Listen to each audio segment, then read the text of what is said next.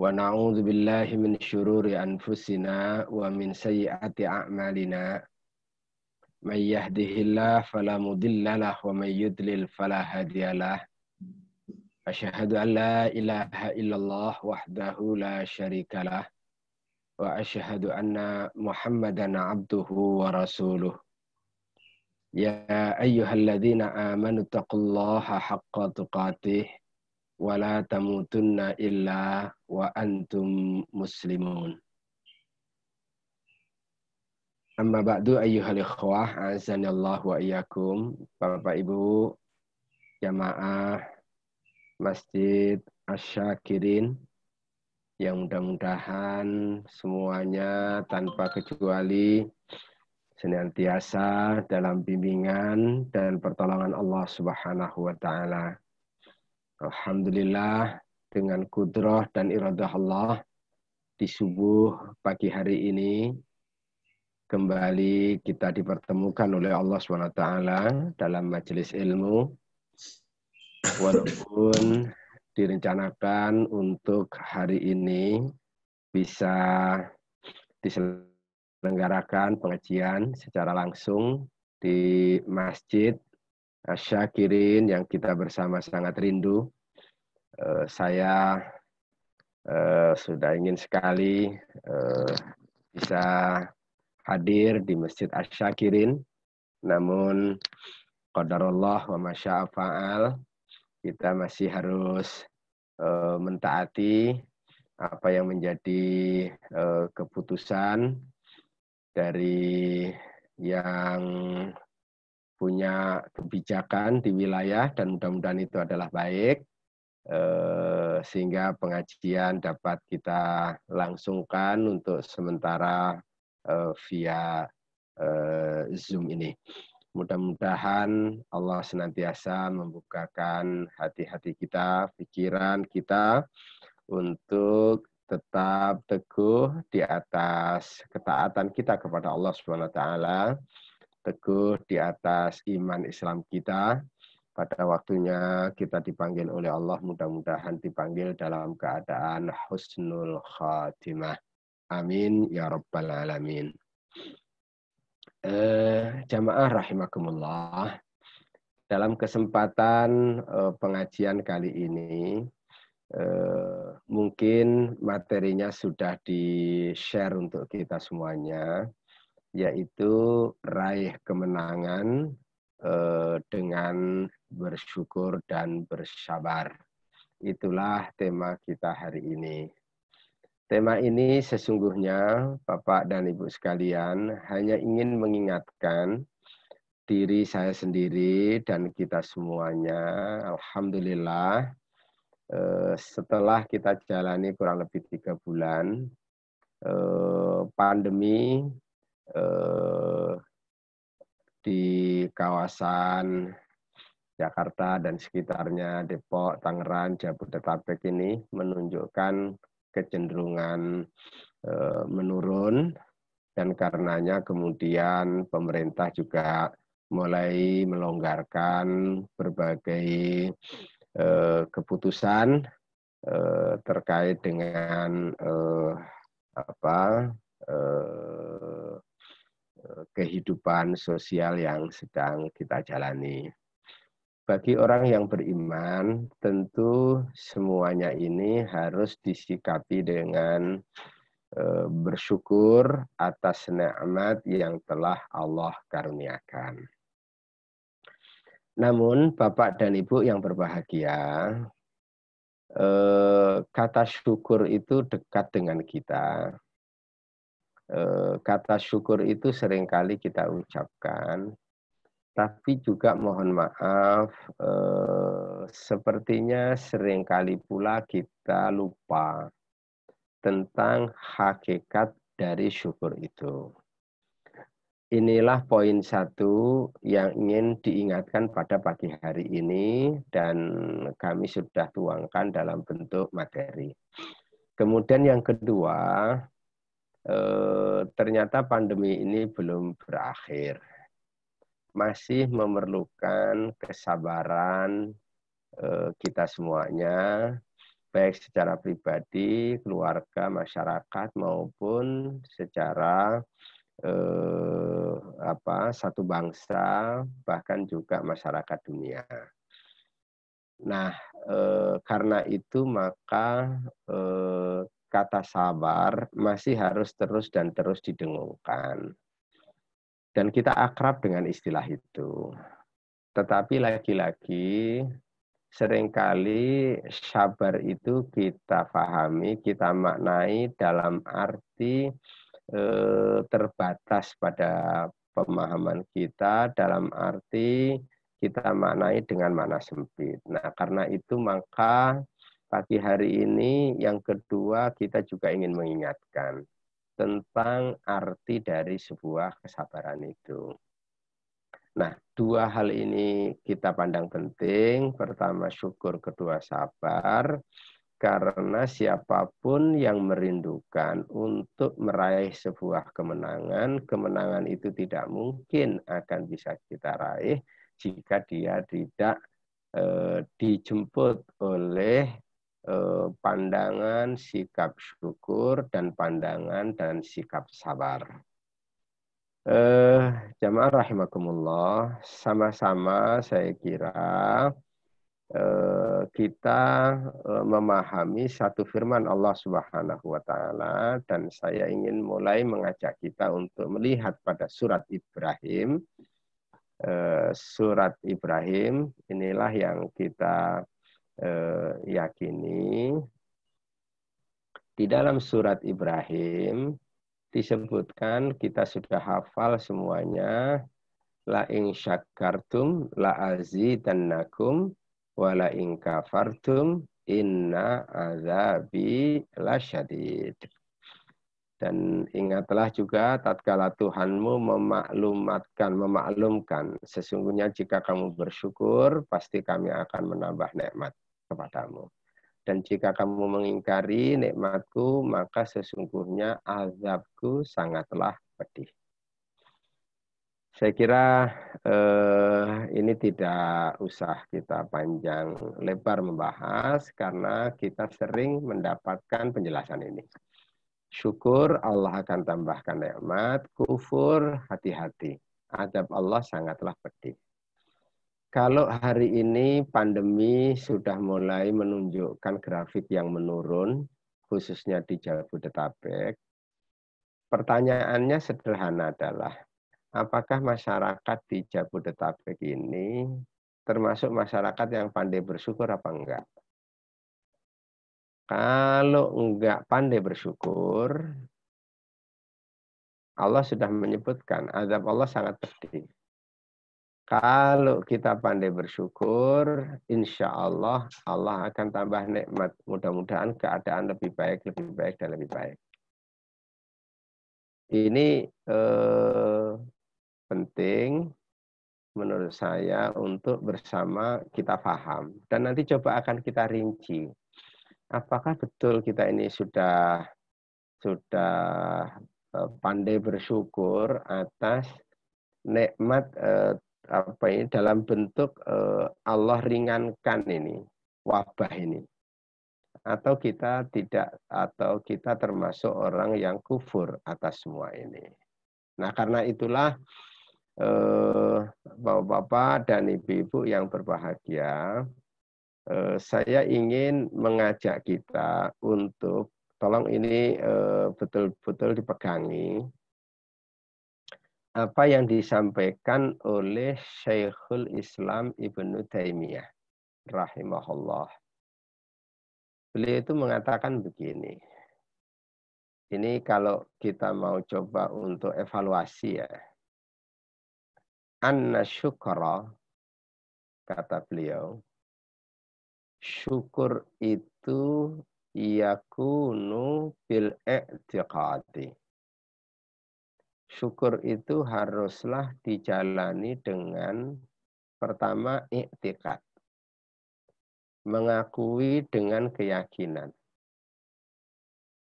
Wal qauli, dan syukur itu juga harus diwujudkan dalam bentuk qaul, ucapan lisan. wal amali, dan syukur itu juga harus diwujudkan dalam bentuk amal.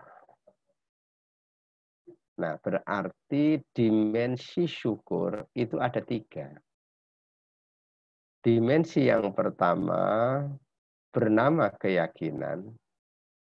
Dimensi yang kedua ucapan. Dimensi yang ketiga perbuatan. Seseorang akan dipandang telah bersyukur kepada Allah atau tidak bersyukur, harus dilihat secara menyeluruh pada 3 aspek ini. Ya. Kalau kita kaitkan dengan soal pandemi sekarang ini, yang grafiknya menunjukkan kecenderungan menurun, dan karenanya kemudian ada pelonggaran-pelonggaran, termasuk kita sangat senang sekali kita bisa kembali melaksanakan sholat berjamaah di masjid walaupun dengan protokol kesehatan.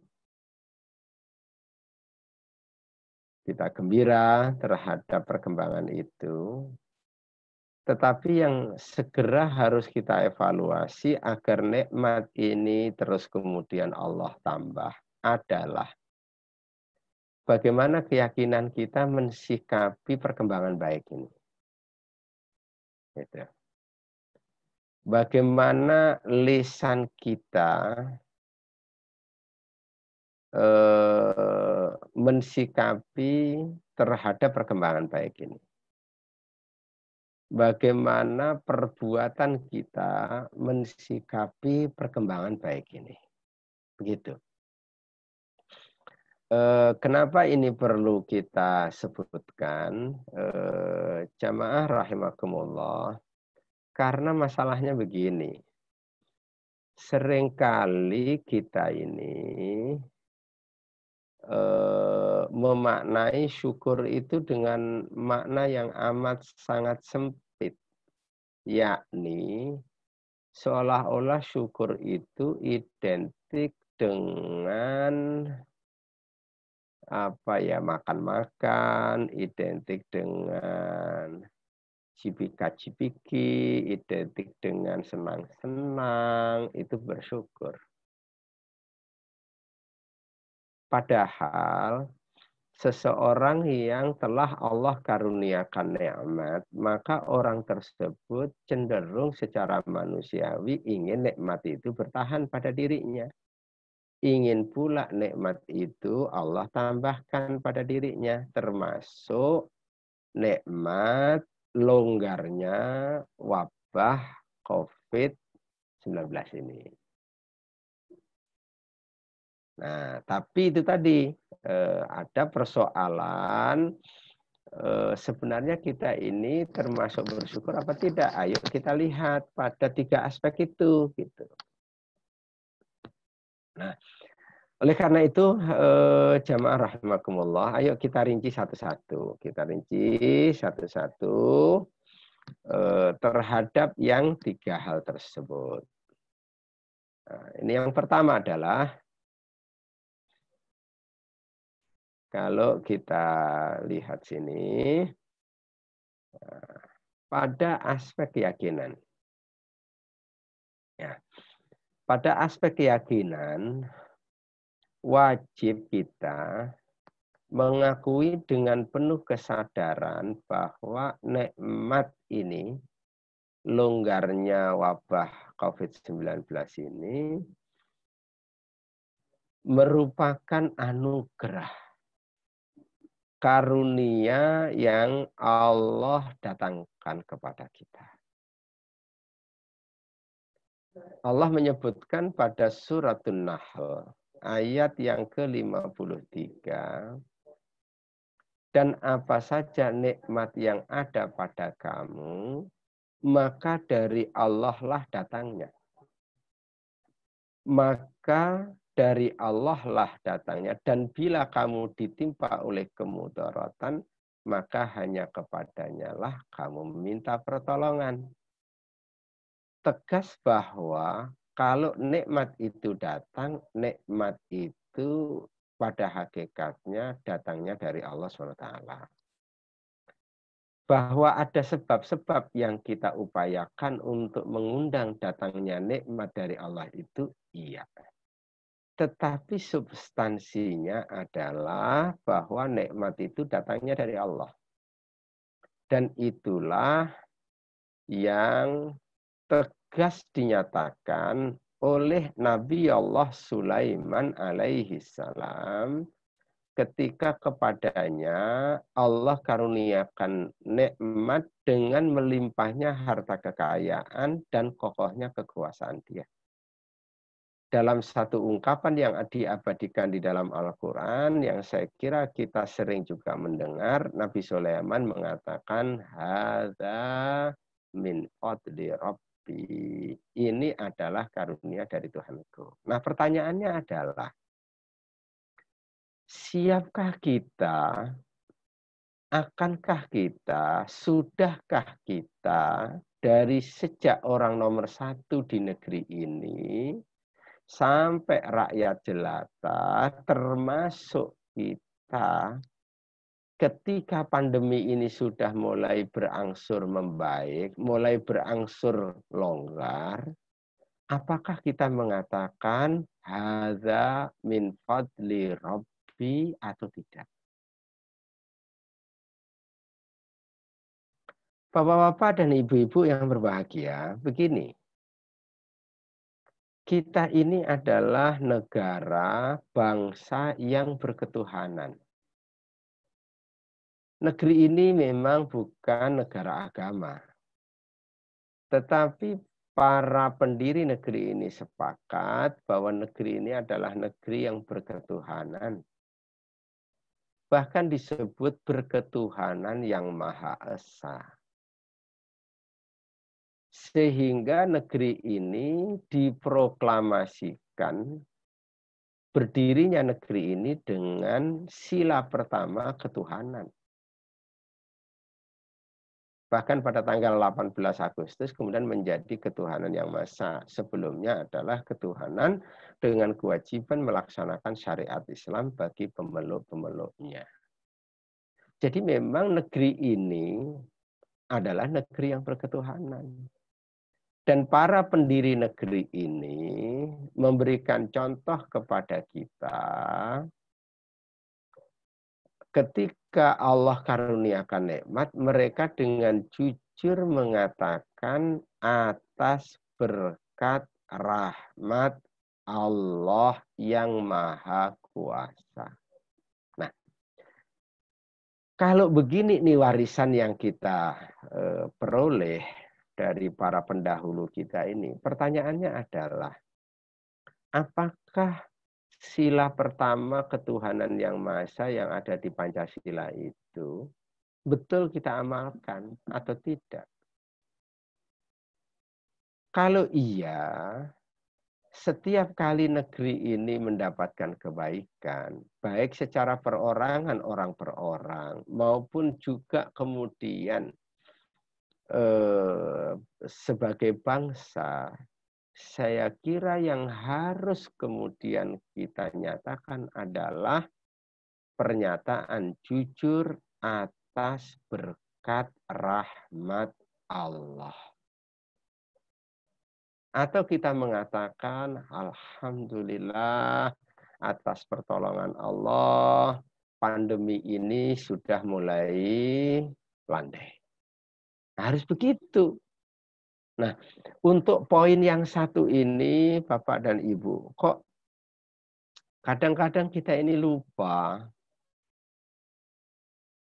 Kita sebenarnya rindu mendengar jumpa pers dari para petinggi negeri ini, pernyataan di masjid, di masyarakat, dari sejak penguasa paling tinggi sampai pada tingkat RT.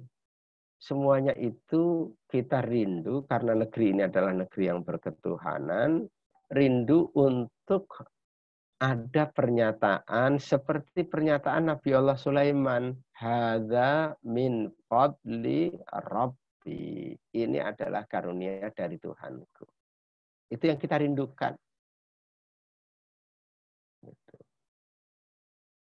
Kalaulah itu tak kunjung juga, kita dengar, kita masing-masing secara pribadi harus punya sikap itu. Mohon maaf Bapak dan Ibu, jangan sampai kemudian kesuksesan ini kita kembalikan kepada tenaga medis.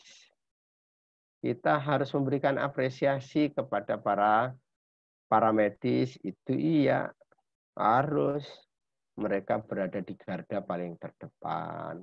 Tapi harus dikembalikan bahwa nikmat ini adalah datangnya dari Allah gitu. Bahwa ada usaha maksimal dari berbagai elemen masyarakat, iya harus diapresiasi.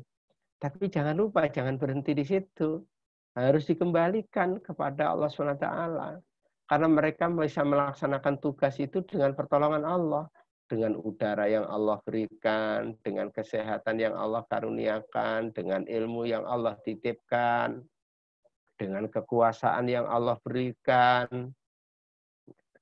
Nah, harus dikembalikan ke sana. Hadza min fadli Rabbi. Kalau urusannya profesional, ya Nabi Sulaiman juga profesional mengelola harta, pakar beliau dalam bidangnya. Tapi Nabi Sulaiman tidak pernah mengembalikan itu kepada dirinya.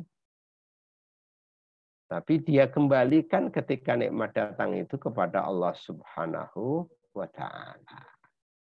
Nah, oleh karena itu, Bapak-bapak dan saudara yang berbahagia, ini satu poin kalau kita merindukan wabah ini secara berangsur-angsur kemudian diangkat sama Allah SWT.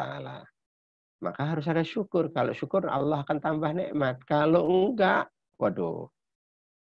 Kalau kita ini kufur, jangan-jangan ini sirna Allah datangkan naudzubillah min dzalik dengan sesuatu yang lebih dahsyat, lebih berbahaya. Oke. Nah, oleh karena itu, Bapak dan saudara, saya ingin mengajak diri saya, kita semuanya, ayo kita luruskan keyakinan kita ini. Kita luruskan bahwa ini sepertinya karena nggak kelihatan ya. Suka lupa yang ini nih. Suka lupa yang ini. Kita ini kecenderungannya kalau susah itu kepada Allah. Tapi giliran kemudian dapat nikmat itu lupa Allahnya. Dilarikannya kepada kita. Akunya muncul. Oh ini kan saya gini. Oh ini kan kebijakan saya. Oh ini kan karena dan lain sebagainya dan lain sebagainya. Kalau itu terjadi kita harus betul-betul melakukan koreksi diri. Dari sejak ustadznya, ilmuwannya, para medisnya, pejabatnya, semuanya lah. Semuanya harus kembali. Baik, ini yang pertama. Kemudian yang kedua, Bapak dan Ibu yang berbahagia, bersyukur dengan lisan. Bersyukur dengan lisan. Membicarakan nikmat tersebut secara zahir tanpa maksud ria. Ria itu ingin dipuji oleh orang melalui media bernama penglihatan. Atau juga kita coba menghindarkan diri dari sum'ah, ingin dipuji oleh orang lewat pendengaran. Ya, ini godaan, media itu banyak. Orang cenderung kalau berbuat baik ingin dilihat orang, ingin didengar sama orang, ya kita koreksi gitu. Para politisinya juga harus berkoreksi masing-masing, jangan berpikir selalu cari panggung untuk mempublikasikan tentang dirinya, karena itu rawan ria, rawan sum'ah. Tetapi Bapak-bapak, poinnya adalah bahwa nikmat itu harus diketengahkan. Dalam surat Duha ayat 11, wa amma bi ni'mati rabbika fahaddits. Dan terhadap nikmat Tuhanmu maka hendaklah kamu siarkan. Jadi nggak apa-apa. Alhamdulillah saya sehat. Alhamdulillah Bapak-bapak kemarin saya tender menang. Misalkan. Kita siarkan, kita sampaikan. Kita ini kan seringkali mau menyampaikan sesuatu. Tapi kalau sesuatu itu berupa kesulitan. Lagi giliran dapat nikmat diumpetin, nggak mau orang lain tahu. Memang juga kadang-kadang setengah repot di kita ini. Kalau kita tahu masalahnya kadang-kadang keamanan dan lain sebagainya. Atau anggapan buruk orang. Ah, baru aja dapat kayak gitu. Udah sombong aja.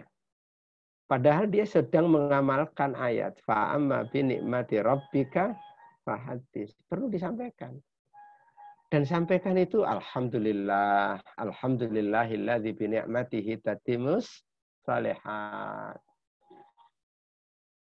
Jamaah rahimakumullah, kita ini sebagai rakyat sangat rindu sebenarnya kalau ada pejabat kita memberikan jumpa pers gitu ya. Perkembangan baik, diawalilah dengan mengucapkan alhamdulillah. Ya seperti pembukaan undang-undang lah atas berkat rahmat Allah. Harus gitu.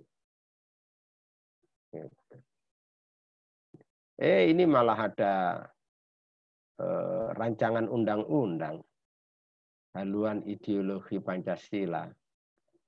Yang ketuhanan mulai hilang tuh yang Maha Esanya. Ketuhanan yang Maha Esa. Yang Maha Esanya mulai dihilangkan. Nah, saya kira jamaah harus ngikutin ini loh ya. Soal rancangan ini loh. Silakan diikuti. Kita doakan semuanya.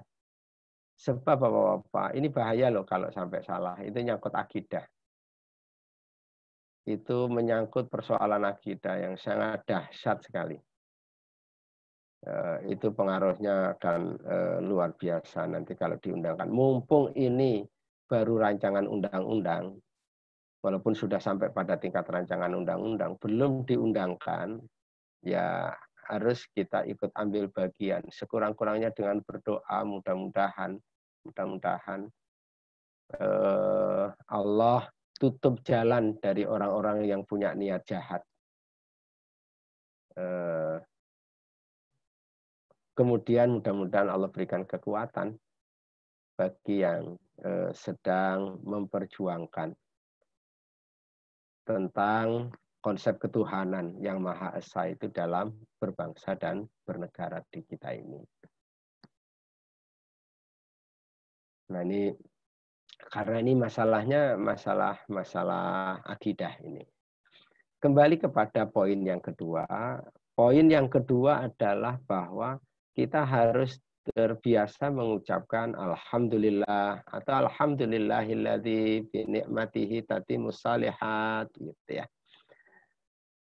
Kan kita ini kalau mendapatkan nikmat, kesempurnaan nikmat, dianjurkan untuk membaca alhamdulillahilladzi bi ni'matihi tatimmus shalihat. Kalau kepanjangan ya sekurang-kurangnya alhamdulillah. Hatta dalam keadaan yang sesungguhnya juga belum maksimal sesuai dengan harapan kita pun juga kita dianjurkan untuk membaca alhamdulillah ala kulli hal. Alhamdulillah ala kulli hal. Betapa kemudian syariat kita ini mengajarkan kita, lisan kita ini harus menunjukkan rasa syukur kepada Allah SWT. Lisan kita ini harus menunjukkan rasa syukur itu. Gitu. Bahkan apa namanya Syekh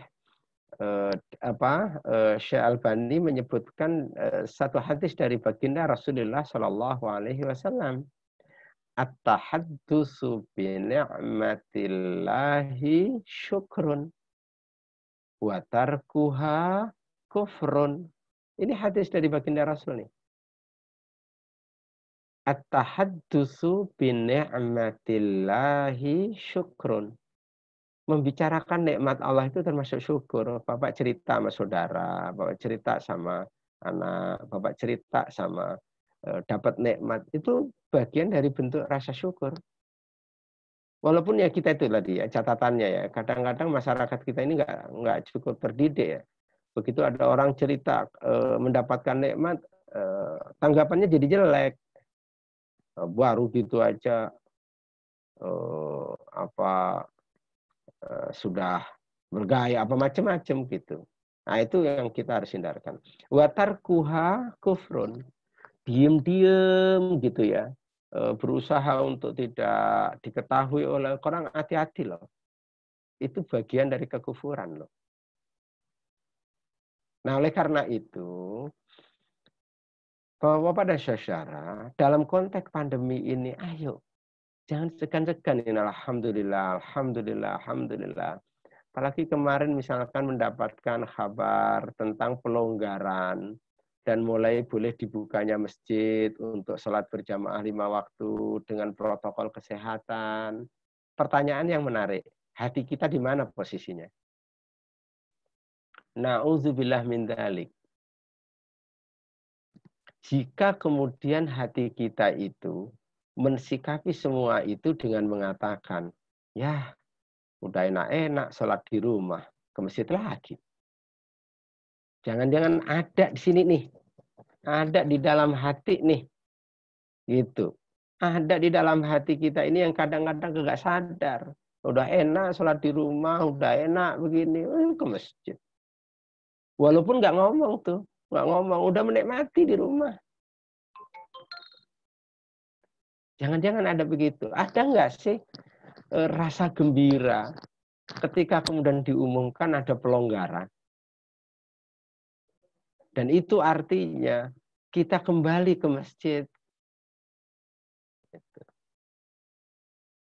Maka ketika khutbah perdana, berarti kemarin Jumat sebelumnya,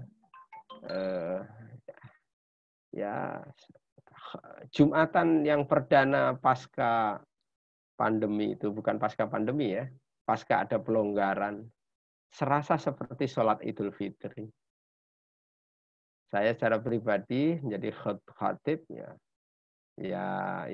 jamaah semuanya tumpah ruah nggak kuat, jadi banjir tangis luar biasa karena gembira, senang gitu. Nah kalau kemudian ada semacam apa ya, tidak ada kegembiraan, menang tender gembiranya luar biasa, bisa beli mobil baru gembiranya Masya Allah. Nah pertanyaannya, diberikan kesempatan kembali ke masjid gembira apa enggak? Atau jangan-jangan tadi itu ada, sudah terlanjur menikmati jauh dari masjid. Jadi kalau kemarin kita tidak ke masjid, itu karena ketaatan kita kepada Allah, kepada Rasulullah, kepada ulil amri. Tapi ketika kemudian memang sudah dilonggarkan, ya kembali ketaatan kita kepada Allah, ketaatan kita kepada Rasul itu adalah dengan kembali ke masjid. Baik, saya ingin kembali kepada soal kita ya. Kembali kepada soal kita. Jadi yang kedua adalah tahudz bin nikmah. Bapak-bapak yang jadi Pak RT, yang jadi pengurus masjid, yang jadi direktur di perusahaan, yang jadi apalah ya, mungkin ada yang jadi kepala desa dan sebagainya, tolong ini adalah keharusan iman kita bahwa segera sering disampaikan. Mungkin nanti akan ada yang jadi juru bicara presiden, misalkan begitu, tolong sampaikan itu. Alhamdulillah atas berkat rahmat, pertolongan dari Tuhan Yang Maha Esa, dari Allah SWT. Sekarang Allah sudah diberikan kelonggaran. Baru kemudian yang kedua, apresiasi kepada seluruh upaya yang telah dilakukan oleh siapapun, begitu. Nah ini tauhid itu harus begitu. Orang yang beriman itu harus begitu. Nah kita rindu sebenarnya, rindu untuk mendengar yang seperti itu sebagai bangsa yang berketuhanan. Gitu. Maka oleh karena itu kita harus mewaspadai jika ada upaya-upaya untuk menggeserkan menggeserkan haluan kita berbangsa dan bernegara ini dari ketuhanan yang Maha Esa kemudian menjadi yang lain atau hanya berketuhanan atau ke liberal dan lain sebagainya dan lain sebagainya. Baik Bapak dan Ibu yang berbahagia, yang ketiga yang namanya syukur adalah menggunakan nikmat tersebut pada amalan-amalan yang diridhoi oleh Allah Subhanahu wa taala. Nah, sekarang berarti masuk pada amalan. Kalau kemudian alhamdulillah dengan izin Allah, sekarang ini ada pelonggaran. Nah, pertanyaannya adalah apakah waktu longgar ini adalah kesempatan emas bagi kita untuk melampiaskan kecenderungan kemaksiatan dan kemungkaran? Sekarang kan sudah bebas. Akhirnya kebebasan itu dimanfaatkan untuk melakukan hal-hal yang maksiat. Atau mulai pelonggaran ini kita manfaatkan untuk kembali ke masjid, untuk kita manfaatkan untuk kembali sujud kepada Allah, kita manfaatkan untuk bekerja secara produktif, kita manfaatkan untuk misalkan dan lain sebagainya. Ada pelonggaran, kita memanfaatkan untuk apa misalkan. Nah, seringkali kita itu naudzubillah min dzalik, kemudahan yang Allah berikan seringkali kita gunakan untuk kesempatan melakukan kemaksiatan dan kemungkaran. Coba bayangkan, kita melakukan kemaksiatan kepada Allah dengan nikmat yang Allah berikan. Tidak punya mobil, terus kemudian Allah karuniakan mobil. Mobilnya tidak bagus, Allah karuniakan mobil baru. Tapi justru dengan apa yang Allah karuniakan itu berupa mobil baru, kemudian kita jadikan maksiat. Belum punya rumah, Allah berikan rumah. Punya rumah yang kurang bagus, Allah kasih rumah yang bagus. Sakit-sakitan, kemudian Allah berikan sehat. Justru dengan sehat itu kesempatan bermaksiat. Nah, ini pandemi. Nah, pandemi itu kemudian Allah kasih longgarkan. Nah, pelonggaran pandemi adalah kesempatan untuk orang kembali berbuat maksiat, kesempatan orang untuk berkumpul-kumpul yang tidak ada manfaatnya, kesempatan. Bukan malah kemudian justru dengan pelonggaran ini, dengan nikmat ini kembali merapat kepada Allah, masjid dimakmurkan. Tentu cara kita memakmurkannya, ya kita masih harus mengikuti protokol kesehatan, misalkan begitu. Agar supaya ini terus kita jaga secara bersama-sama. Karena umat Islam itu tidak boleh menggelisahkan umat Islam yang lain, tidak boleh mengganggu yang lain. Nah, kita coba disiplin, misalkan seperti itu. Nah, oleh karena itulah, maka jamaah rahimakumullah, kalau kita lihat tiga kriteria syukur sebagaimana yang disebutkan oleh Syekhul Islam Ibnu Taimiyah bahwa syukur itu adalah tadi di atas, syukur itu adalah ada aspek keyakinannya, syukur itu adalah ada aspek ucapan, lisan, syukur itu adalah ada aspek amal. Nah, tiga dimensi syukur inilah yang harus menjadi acuan kita di dalam kita melakukan evaluasi setiap kali Allah hadirkan kepada kita kenikmatan demi kenikmatan. Dalam konteks pembahasan kita hari ini adalah kenikmatan bernama dilonggarkannya, diangkatnya sebagian oleh Allah ganasnya wabah COVID-19. Nah, ini kita coba lihat. Baik kita secara individu maupun kita secara anggota di masyarakat maupun juga dalam konteks berbangsa dan bernegara, ayo kita lihat. Kalau tiga ini bisa kita pegangi dengan baik, kalau tiga ini bisa kita pegangi dengan baik, insya Allah Allah akan tambah nikmat. Saya ambil contoh ya Pak ya. Ini saya ambil contoh soal ya banyak sekali kebaikan ya, banyak sekali kebaikan. Tetapi bolehlah kita ambil satu. Jeddah kan beberapa hari sebenarnya sudah dilonggarkan. Tapi kemudian di lockdown lagi habis Id. Di lockdown lagi habis Id. Kawan memberikan informasi begini kejadiannya. Itu kan Mekah Jeddah, itu kan 70-an kilo tuh. Mekah Jeddah tuh. Begitu kemudian kan ada pengumuman tulisan besarnya kan ya dilonggarkan begitu. Tulisan besarnya itu dilonggarkan. Ini contoh ke dalam aja ini. Ini contoh ke dalam. Kan dilonggarkan. Tidak tahu rinciannya, ada rinciannya sebenarnya, ada rinciannya protokol ini, protokol ini. Nah, begitu kemudian disebut apalagi Aid kan? Apalagi Aid Idul Fitri. Oh, sudah orang sudah sekian waktu dikurung, akhirnya bebas luar biasa. Pada saat itu apa yang terjadi? Itu yang namanya dari Mekah ke Jeddah macet total 70 kilo. Enggak bergerak. Nah, sudah orang tumpah ruah. Orang kan mau ke laut apa tumpah ruah. Waduh, itulah cara kemudian apa ya? Karena udah terkekang apalagi Aid gitu. Sudah tumpah ruah. Enggak lama dari itu kemudian terjadilah apa yang terjadi. Berjatuhan, rumah sakit enggak menampung. Akhirnya di lockdown lagi.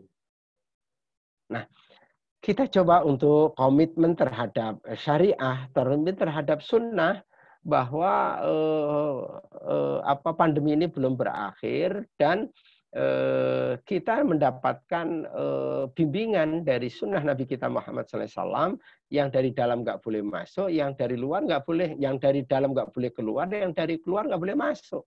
Itu masih sangat relevan hari ini. Dan bahkan saya menyampaikan ke berbagai pihak, saya sangat yakin, insya Allah ya, mudah-mudahan taufik minallah, jangan-jangan setelah lockdown nanti akan muncul banyak berita bahwa orang banyak masuk Islam. Salah satu di antara sebabnya adalah karena melihat tentang kesempurnaan ajaran Islam, tentang komprehensivitasnya ajaran Islam ini. Ternyata Islam itu mengatur perkara wabah ini luar biasa. Dan itu 14 abad yang lalu loh. Itu dahsyat. Nah, oleh karena itulah jamaah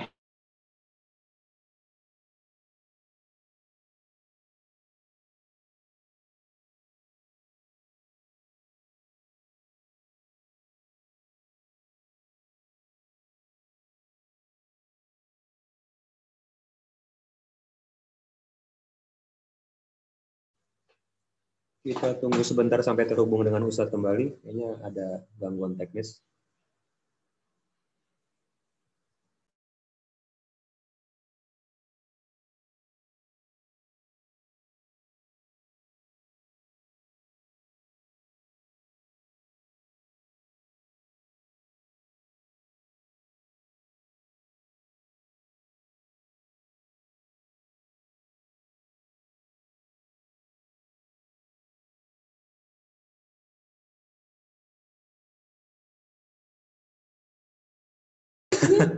Ya, Bapak Ibu sekalian, kayaknya Pak Ustadz Imamnya, nah itu Mas Imam kembali lagi.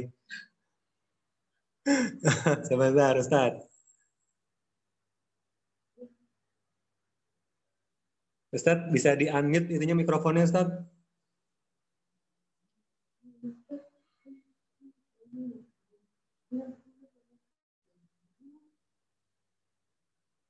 Ustadz Imam, bisa tolong di-unmute mikrofonnya, karena di sini statusnya masih di-mute.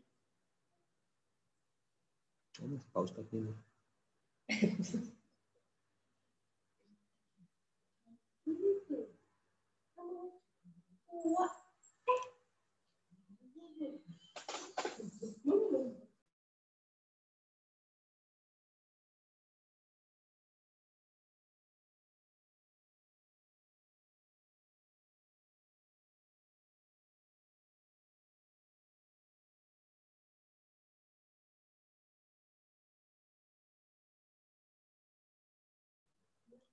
Tiba-tiba nggak connect nih Ustadz Imamnya.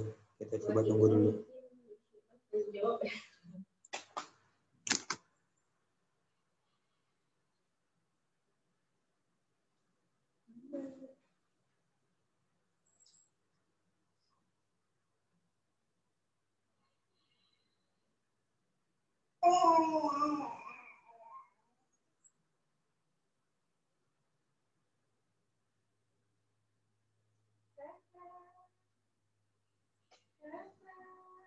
Sepertinya Ustadz Imamnya baru left, mungkin kepencet kali Ustadz Imamnya. Coba kita tunggu sebentar.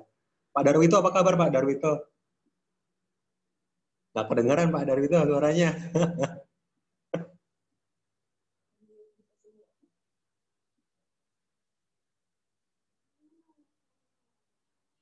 Kita tunggu sebentar ya. Gimana nih Ustadz Imam ini?